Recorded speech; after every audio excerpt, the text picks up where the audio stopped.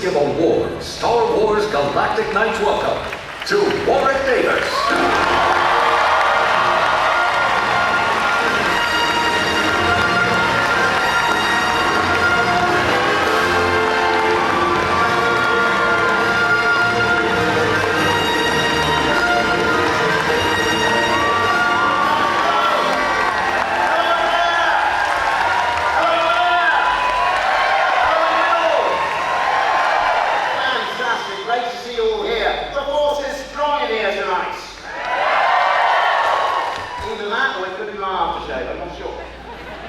Welcome everyone. Yes, I'm Warwick Davis, and I suspect, I'm not sure, but we may have a few Star Wars fans in the house tonight. Fantastic. And some of you may recognise me as Walt or Weasel from The Phantom Menace, or perhaps as Whirlin from The Force Awakens, or even witty Sayuri from Rogue One. There is a face only a mother could love. Or perhaps in my cameo in the brand new Solo movie. You see that movie? You guys say, did you enjoy it? Fantastic. But most of you will probably know me as Wicked the Ewok from Return of the Jedi. You know, it's such a thrill for me to be part of the Star Wars universe. I absolutely love it. Not only as an actor, but also as a fan. And tonight, we're going to hear some very exciting news about the future of Star Wars. Are you ready for that? Yeah! Are you ready to go inside Star Wars Galaxy's Edge? I certainly can't wait to explore all that the brand new planet of Batuu has to offer. Now, I've been involved with Star Wars for many years, and that love of Star Wars started when I was just 7 years old, when I went to see Star Wars A New Hope in the cinema. And I had a small group of action figures, and I used to immerse myself in that world through those action figures. And then when I was 11 years old, I was cast in the films. And I got to walk on the sets, I got to play on the sets, and I got to battle stormtroopers. It was fantastic. And I wondered about the possibilities of a real-life Star Wars experience. But then the director said cut, and it was all over. But when you're on Batuu, no one's going to say cut. It's an immersive experience that you're absolutely going to love. So, are you ready to meet the architects of this brand new world? And to help us do that, please let me introduce your host for the evening, Mr. David Collins. Here he is.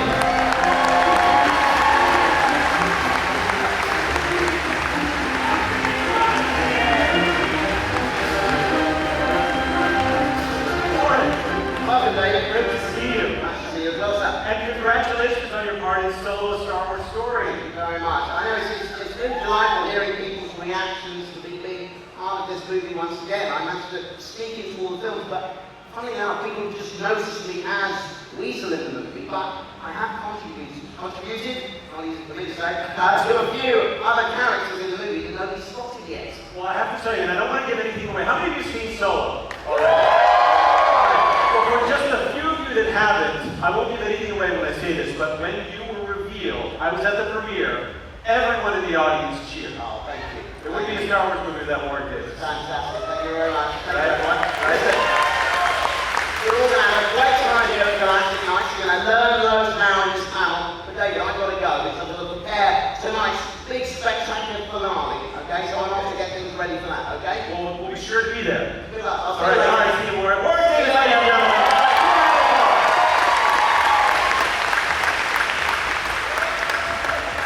Galactic Nights, how are you doing?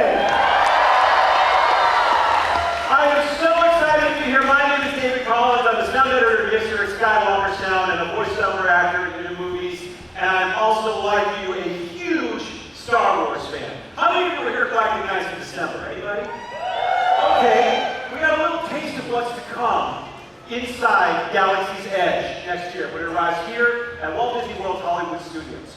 I cannot wait for you all to experience what they're going to share tonight.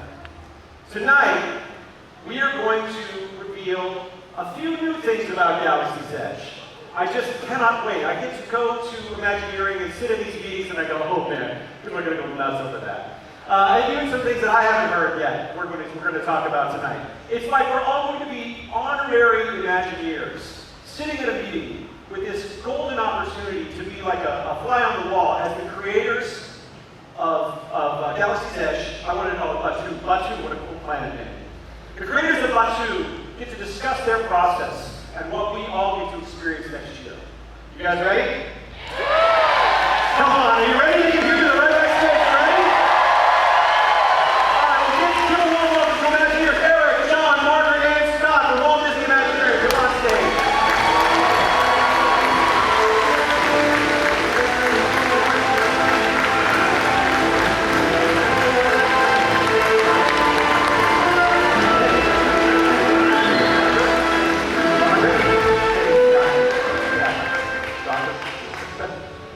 Thank you so much. You're Walt Disney Imagineers for the evening. Thanks so much for taking time out of your busy schedules to update us on all of the progress. Why don't you start by introducing yourselves and your role at Imagineering?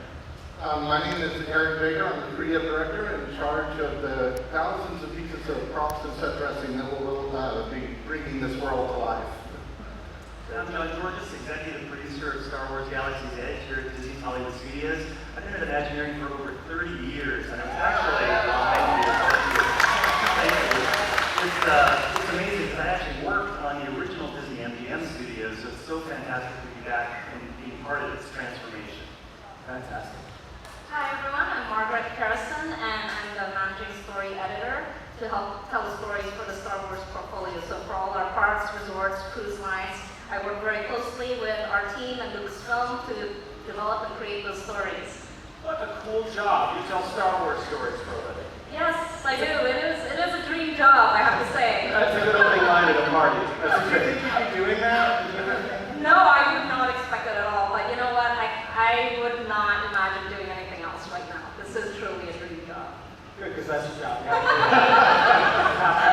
We're all waiting with bated breath. Yes, Scott. And I'm Scott Trowbridge, and I get to work with these cool people and many others around the world, overseeing how we bring Star Wars to life in Disney's parks, resorts, cruise lines, and all of that stuff. And you know, we're all super excited to be here with you guys tonight because you know the one thing we never lose sight of is who we're doing this work for, and that's you guys, the fans. So we're super excited to share this stuff with you guys. And we have a lot of stuff for you guys tonight that you'll be the first audience ever to see some of this stuff. So I'm excited. Well, for those that don't know about Galaxy's Edge and Pursuit, can you just give an overview of what we can expect to kick things off? yeah. So Star Wars Galaxy's Edge, as you said, is set on the planet Batu, which is a remote frontier outpost somewhere on the edge of wild space. It used to be an old trading planet that's kind of fallen off of prominence a little bit with the advent of faster than light travel.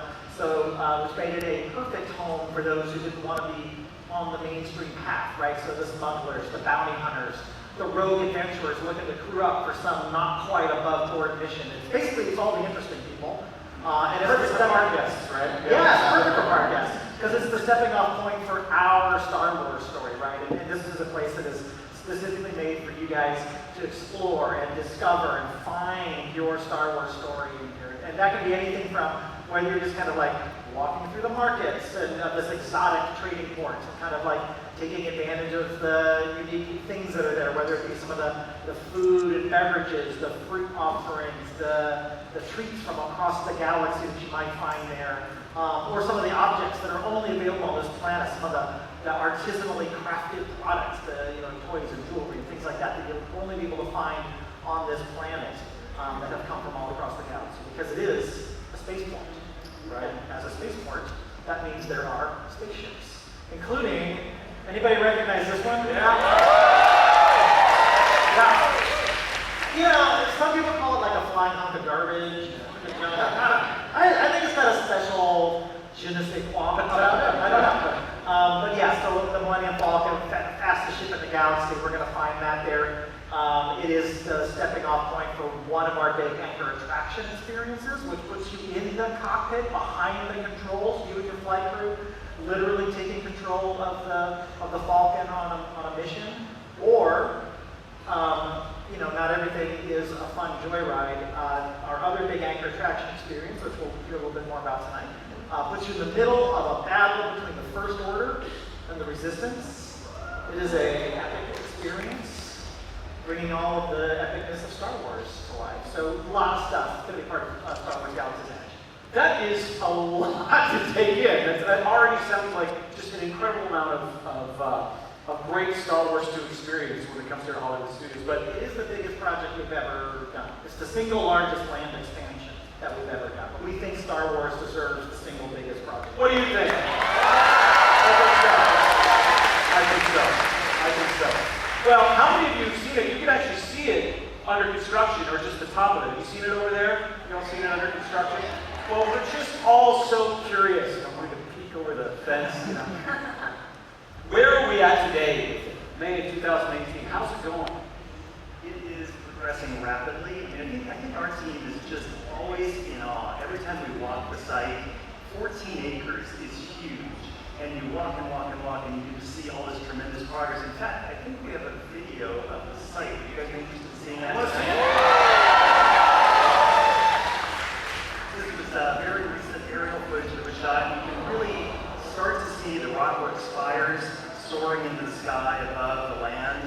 A lot of the construction down below is the village on the planet itself, on the surface of that too.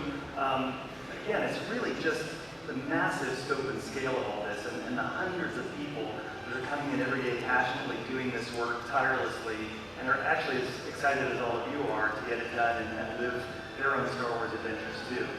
Really, really impressive and exciting time for this project. We play this music every morning. We do. It plays in my head all day. That is awesome. I am so excited. When I see that video, and every time you give us an update, I'm just amazed at the scale of all of this. I mean, the amount of work, the vast scope of it is just breathtaking. I mean, I can barely get my taxes done. I can't imagine, having to oversee a team that has to pull off something that huge.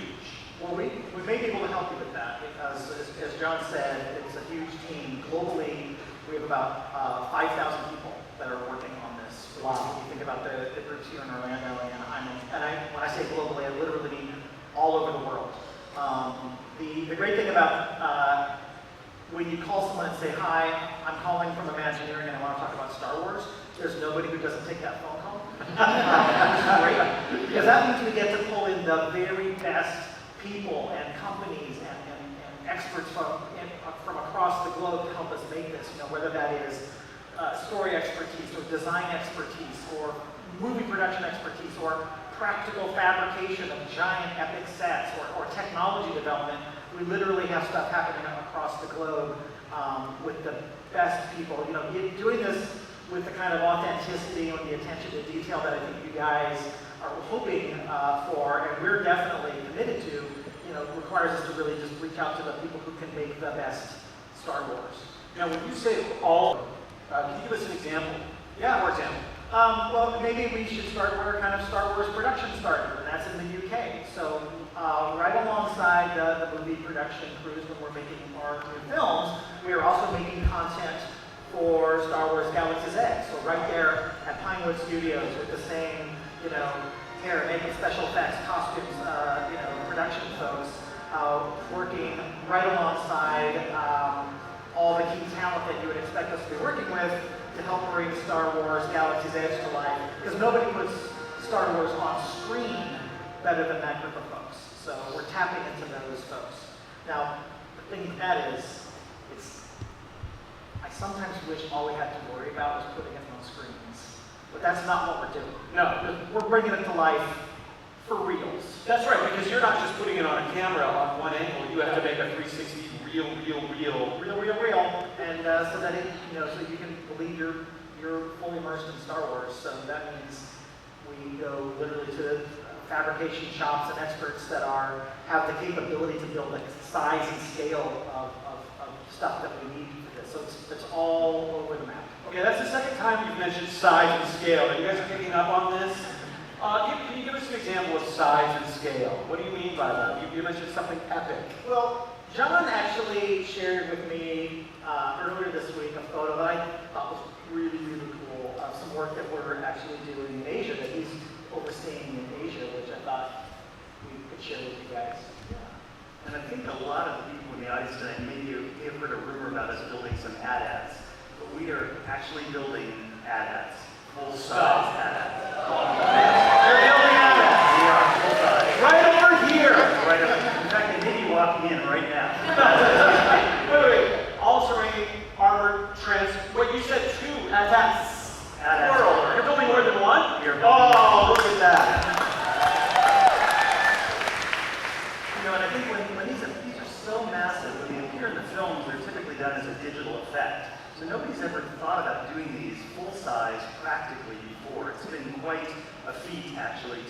stops completely. And speaking of feet, there's a really amazing attention to detail. You know, our partnership with Lucasfilm on this whole project has been so seamless, and we've had access to the filmmakers and Jeff Chang, the design team. So the accuracy and the level of detail in these is unprecedented. Tonight we're actually going to take you inside the attraction for the first time and give you a first peek at what these hats look like. You want to see it? So this is not a CG rendering. This is a practical set of these giant hat walkers. That's a photograph. Photograph. Inside the set. Right over there. Yeah. Really, they're so scary. And you mentioned that those are to scale. That's actually a full-size. Full-size hats, yeah. And even though they're not in operation yet, they're a little intimidating to those of us who go into the scene for show installation. That is, look at that. Look at the attention to detail there. And that's just taken right underneath. Well, like I said, if you're going to go inside one of these epic experiences and live a piece of Star Wars, this is what you would expect, right? This is exactly the kind of experience that you would expect to be part of your story. And although we're not going to talk too much about this story tonight, I think you guys are getting a sense that maybe not everything is going to go according to plan. Wait, so we have to go up against these? And whether you like it or not. I can't believe this is happening. I'm ready. You guys ready? So I know that this is our first look inside this, and I know it's still early, but is there anything else you can share about this second epic attraction? Yeah, actually, we wanted to share tonight that there's another ship in our land. So in addition to the Millennium Falcon that you'll all be able to get on board and take a journey on, we have another ship as part of this experience that's a resistance troop transport. And I think some of you in the audience may have been familiar with this. We released some artwork previously. And if any of you went to the D23 Expo in Anaheim last summer, we actually had a model of that on display. We haven't said a lot about it. This is an actual physical full-size ship that you'll actually step on board and set off on an adventure of your own. So just like the Falcon, this is now a second ship in Galaxy's Edge. It's a busy spaceport there, yes it is. So but 2 is just the beginning. It's just a spaceport, and then we're going to go out into the galaxy and experience. Yeah, it's a big galaxy. We've got lots of places to go. I mean, there's more than 2 ships in the land. This is just another one that you actually get to go in and take a journey on. Wow. I want to share a little bit of our production story here. We started obviously with Lucasfilm, again in partnership, and then we worked with our Imagineers in our model shop in Glendale to actually visualize this dimensionally for the first time. Again, this is a brand new ship that was created for this experience. And then, of course, the model isn't big enough to put all of our guests in, so we have to do a full-size version of this. And you can see this is a very recent production shot from Asia that is just unbelievable. It's epic in scale, beautifully detailed. Really, you might notice a little bit of battle damage. I think it's had kind of a rough life before it landed on Batuu, but really, really beautiful, beautiful ship. I mean, it's worth mentioning again that, I mean, you're really actually building this stuff 360 for real. It's not just a facade for a film, but that is an actual ship that we get to board. It's the real deal. Wow. Oh, that's there's a detail of one of the cannons. We're going to need those? You may. Well, that is really, really exciting. So you've got, I mean, you're shooting and producing along with the films in the UK. You've got epic pieces being constructed in Asia. I see you smiling over there. Is there anything else you want to share? Well, you know, we are so excited to reveal a very special character that is joining us in our land. And he actually had a very minor role in the films, but all of you made him into a superstar. And of course, we decided we cannot build this land without bringing a certain character to the story. Do we have any 9-Num fans here? Yeah. Anybody dressed like 9-Num? You never know, like. So, I don't know how many of you know this, but when they shot Return of the Jedi, there was a graduate student from Kenya who was visiting, and they recorded him in his native language. And so we decided we wanted to find this original voice actor for 9-Num. So we traveled all the way to Kenya to record him so that we can have this authentic character in our land. So we're very, very excited about that. Now, when you say you had to find him, he just was off the radar for a while, like nobody knew That's how to track him right. down? You know, he was a graduate student, and he was in the Bay Area when they shot Return of the Jedi, and then fell off the map. And when they shot The Force Awakens, they wanted to bring him back. So Lucasfilm scoured the earth for him and found him in Kenya, where he's from. So we found Kip Samuel Teach, and we have a little clip of him in Kenya right there. So we're gonna roll that. Oh, let's take a look.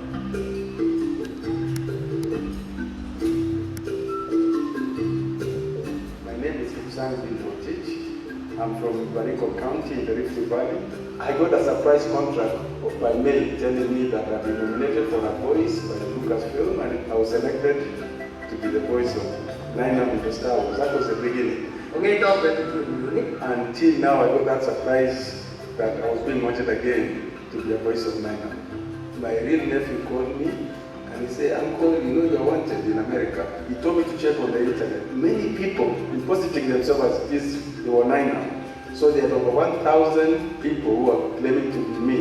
It's amazing how Lineup has evolved in the last 30 years. He's become a very famous character. When I think that I'm going to be part of that voice to be played in Disney World, it's amazingly unbelievable. And I'm really happy to be that family of Star Wars who are bringing the whole world together and globally to unite humanity.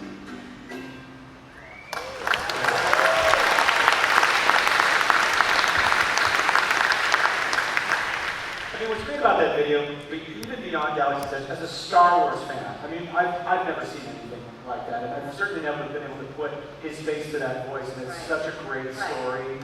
And that's the first time he's ever been filmed. Actually, we've heard him before, but that's the first time Kip-san has been recorded on film as well.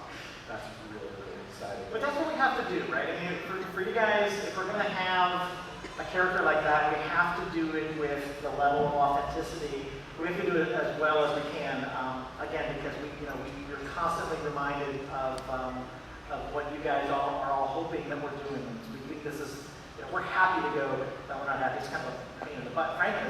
But it's what we have to do in order to do this at the best version of bringing Star Wars to life that we can. Every detail is important. Every detail that we can think of is important. Yeah, that's great. Well, we've talked about what's happening around the world, but I'm really curious, and I'm sure all of you are curious as well, to know what's happening right here in Orlando, Florida. Can you talk about the production that's happening right here? There is so much going on in Orlando, Florida right now. There are thousands of artisans working on Star Wars in Orlando, Florida. And I'm privileged to head up a team of extremely talented artists who are also hardcore Star Wars fans, just like you, who are building all the props and set dressing at a top secret location in Orlando. And they're the guys that will bring this world to life with all the little minuscule details that you've always wanted to see. And the challenge for us is doing it as good as you guys. You guys have been doing it for 40-something years, and we're trying to keep up with you. And I mean, you guys are the best at building helmets and droids and blasters and all that stuff, and we're trying to do it as good as you. Because everybody knows that the fans do it best. You're doing a fine job. You're doing a fine job. But we've been very privileged to get to work with the film crew in the UK. I mean, how many of you guys would like a chance to go to a Star Wars film set? I've been 3 times. I got to go to Rogue One, Episode 8, and Han Solo 3 times, I think. But my crew's been working very closely with Lee Sandals, who's one of the set decorators from the Star Wars film, and with his crew. We've had people shopping in England and people shopping in India, all over the globe, going to the same places that the Star Wars crew shops to buy all of their props and set dressing and little bits and pieces of Wrigley's that make up this world. I've traveled hundreds of miles out into the desert outside of California, digging through aircraft scrapyards, looking for just the right pieces of junk, if you will, to bring this world to life. Treasure. Star Wars treasure. Star Wars treasure. That's it. But it's very important to us to make everything exactly right, because we know that's what you guys deserve. And one of the things that I'm very privileged to get to tell you this, for the first time, we're going to give you a sneak peek. Scott mentioned we have a shopping market earlier, and in that market, we have a creature stall. Everyone loves the creatures of Star Wars, be they cute or cuddly or creepy and scary.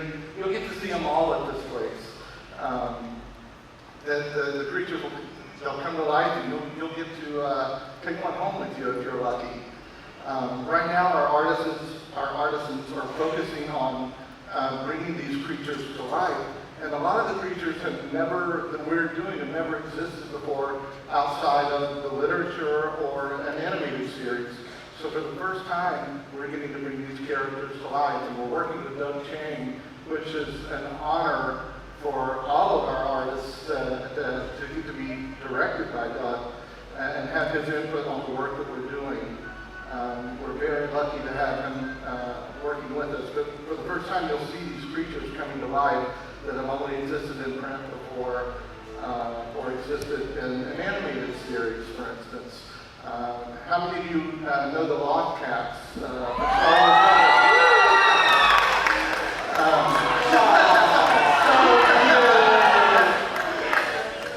Well, we're going to bring one to life for you to see in real. You'll be able to walk around. You'll be living, breathing.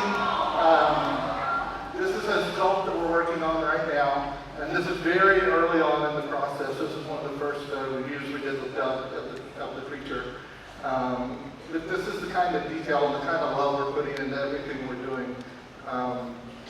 We're expanding the all parts of the Star Wars universe, really. We're touching on the animated series, the books, the movies, everything to bring this world to life. That's so exciting. How can we take something from an animated show and make it photoreal in a way that you can see it in real life? That just sounds incredible. Yeah. I mean, and the stories that you get to draw from all kinds of different lore, that's also exciting. Yeah. Movies and animation things. Yeah. We definitely take it very, very seriously because we've seen all these great characters and creatures and stories and locations take place on screen. We want to make a believable place, right? We want to make this a believable location in the Star Wars galaxy. And this is something that we have talked about in terms of the history, the geography, and all this. And we have revealed before the name of our planet, Batu, but we would like to reveal something else for the first time to all of you tonight. And that is the name of the actual village that we're coming to. So one person is interested. I will tell you what the name of the village is. So the name of our village is Blackspire Outpost.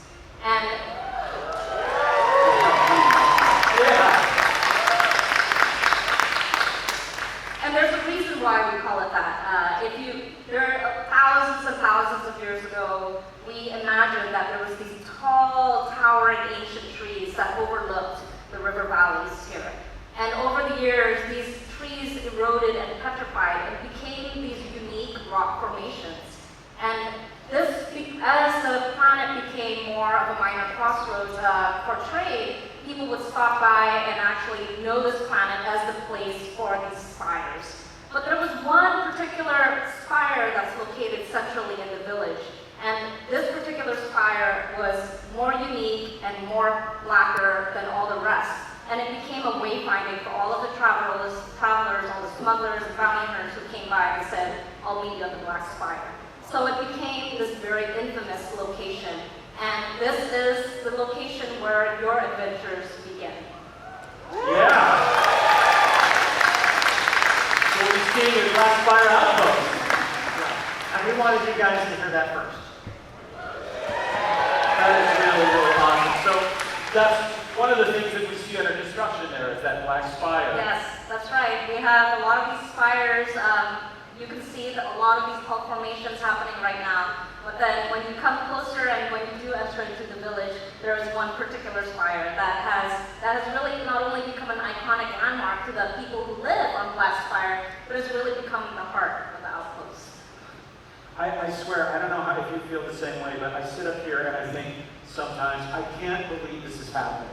I mean, two of my favorite things of all time, Star Wars and Disney World, coming together at a scale that I just never in my wildest dreams imagined. And just getting these little tidbits get me so excited for when you actually get to go and experience this. Aren't you guys excited about this? Great. Let us finish it. Please, let us finish it, which you did have an announcement that came out earlier this week about when.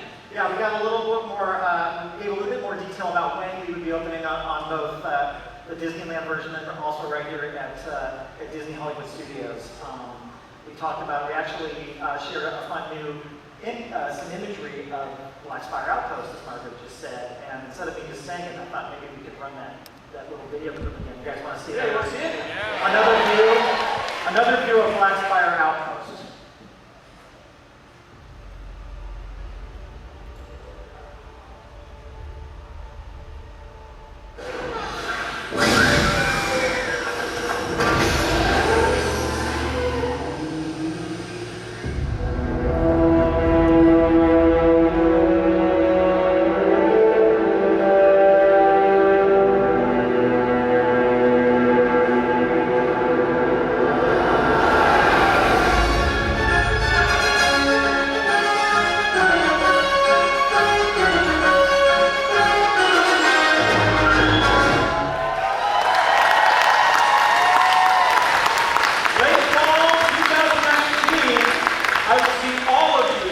At Galaxy's Edge. That's amazing. Now, before we go, is there anything else that you want to share with us? I just want to say, I love the thinking that Margaret puts into this storytelling here about understanding the geology and the deep history of the planet, and the kind of the physical storytelling that Eric and his team kind of put into all those props and dressings, and the way that John is bringing the epic Star Wars stories to life. I'm so excited about all the new stories that we're bringing to life, and the new characters and the new locations that we're bringing into the Star Wars universe. It was about a year ago that we got together right here and shared with you the first of our Star Wars Galaxy's Edge trading cards. Anybody get some of those? Yeah. So, here they are, right. And we teased some of the stories, we kind of introduced some of the characters and some of the locations that would be part of Star Wars Galaxy's Edge. But if you put them together, and those of you who maybe kind of flip them over, you realize that the back of the cards actually made a map. But the map was incomplete until tonight. For you guys are going to be the first to receive the rest of the first pack of Star Wars Galaxy's Edge cards that will complete that map. Tell you that bring in some additional characters and stories, so you'll have a sense of what's coming, and also a little bit, some of the secrets, a little bit more of the history behind Black Spire Outpost, which, although it may be new to us, as a reminder, is not new to some of our favorite Star Wars characters. They've known about it for a really long time. So, and those will not be here in the theater tonight, but when you leave the park tonight, when you leave the event tonight at the exit, everyone will be given the cards you need to complete that map and complete the set. That's great. So, not when we're actually in the theater, but tonight when you're actually in the park, we'll all get those trading cards. Yep. I'm so excited. Please give a round of applause for our Imagineers.